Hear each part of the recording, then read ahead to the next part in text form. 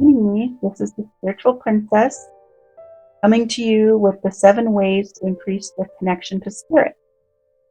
In my last video about spirit guides, angels, and the other side, I had said I would do this video. So if you haven't seen the other one, you might want to go check that one out.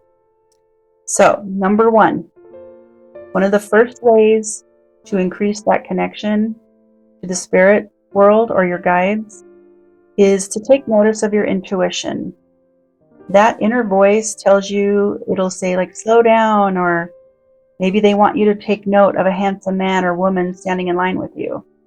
That kind of communication comes from your guides. And many people dismiss their intuition, but don't mistake your ego for intuition.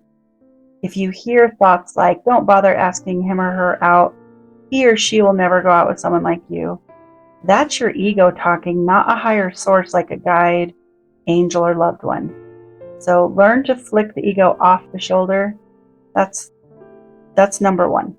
Okay, so number 2, going with your gut. So following your gut instinct allows your guides and loved ones to lead you. So let's say you're in a meeting with a boss and logic tells you that your boss seated in front of you will fulfill their end of the offer, but your gut says the boss will fail to deliver that, whatever he's promising, and you just feel like he's not going to do it and you'll be disappointed.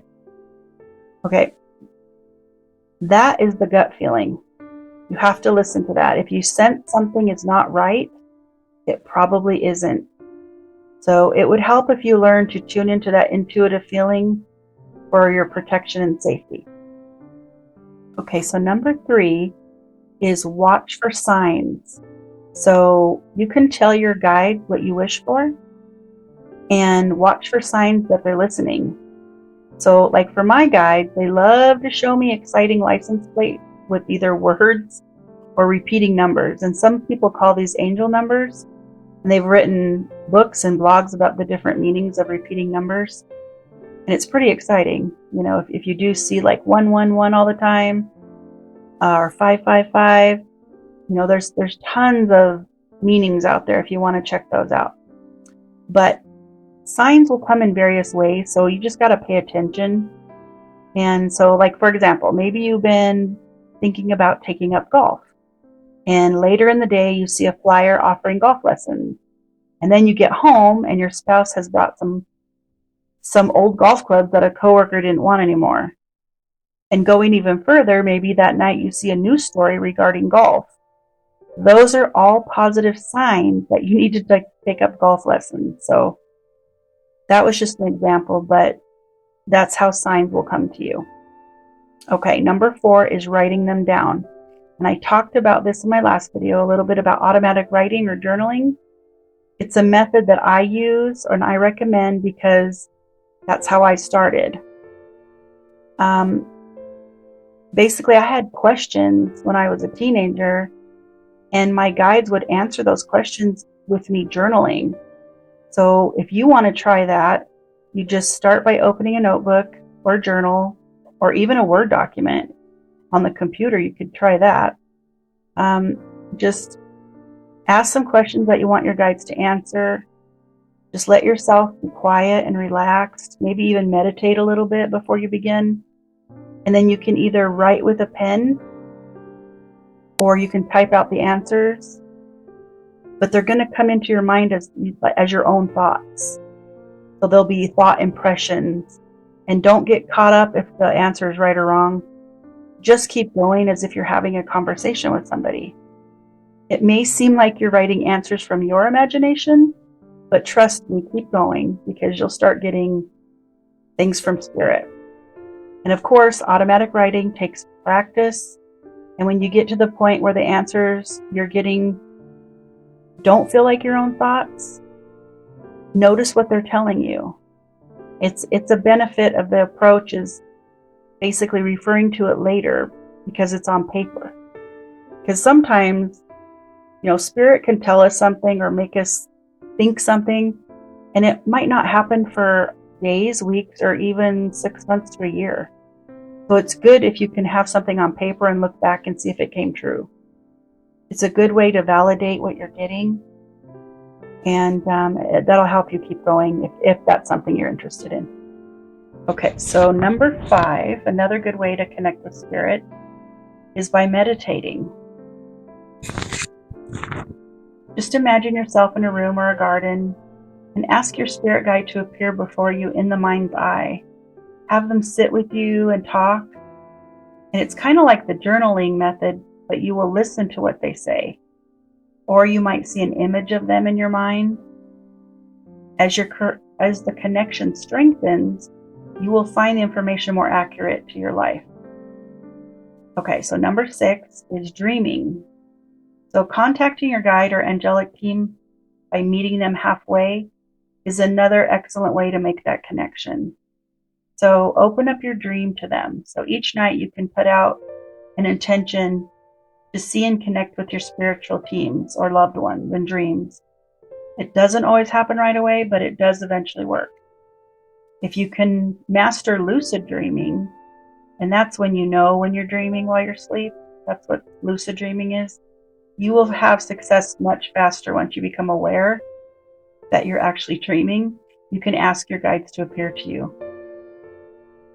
Also, if your loved ones are coming to you in dreams, a lot of people blow that off the next day as just a dream. They're actually visiting you. And if you don't blow that off, they'll come to you in dreams more often. Okay, so going on to number 7, this is the final one. Find a mentor. So when in doubt, ask another medium or a mentor, or anyone interested in opening up and learning to tap into their abilities should find a spiritual teacher or mentor to help them, because it's kind of challenging, these learning curves, when you're trying to become a medium. When I first started, I was taking classes because you would be in a room full of people practicing, so it was a safe space, but it helps build confidence when someone more experienced can validate your messages. If you work with a medium mentor, they can help you identify at least some of your guides, and it's the introduction to your guides can be helpful when you start to tune into them for the first time. Most of this work involves figuring out the difference between receiving accurate information and wondering if you imagined it. So in my experience, you will know by the information you get. So does the advice make sense? Does it resonate with you? Do you feel like it's coming from them and not you? What is the outcome when the guides appear the same every time? You would be on the right track if you answered yes to these questions, but please understand that guides leave you feeling positive and happy, never scared or uneasy. So suppose the information you get seems hateful or harmful. In that case, this could mean that you have a negative spirit attachment, something entirely different that you must eliminate before you continue trying to communicate with guides. It's always best if you surround yourself with white light before you try to communicate with any type of spirit, whether it's a loved one, a guide, an angel. That just helps to make sure that you're safe. So when you begin to try to connect with spirit, it's crucial to understand that you will not hear a resounding godlike voice, and your guides will not directly speak your name in a loud, clear voice. That's not how this works, even though movies and television might interpret it that way for entertainment. The real work comes from developing your clair abilities to speak to spirit in the best way for you and only you, because spirit speaks to all of us different. And watch for those synchronicities and coincidences showing that you're connecting with your spirit guides or loved ones. So they might play a memorable song, cause you to smell a scent you like, or impress something about you that no one else would know. So whether you're visualizing your spirit guide or journaling, you should feel free to ask them important questions. They are waiting to guide you after all, so ask them questions that weigh most heavily on your mind. Some people will use 2 colored pens when writing with their spirit guides. So you can use one color to note your questions, while another is for jotting down your spirit guide's answer. You can start asking questions like, what should I do about blank? Or are there any changes I should make in my life? Do I have a life purpose? Is there anything holding me back? It can be pretty much any question specific to your life, your goals, worries, dreams, or interests. That's all reasonable. And keep a record of your connection with spirit so you can refer back to it later.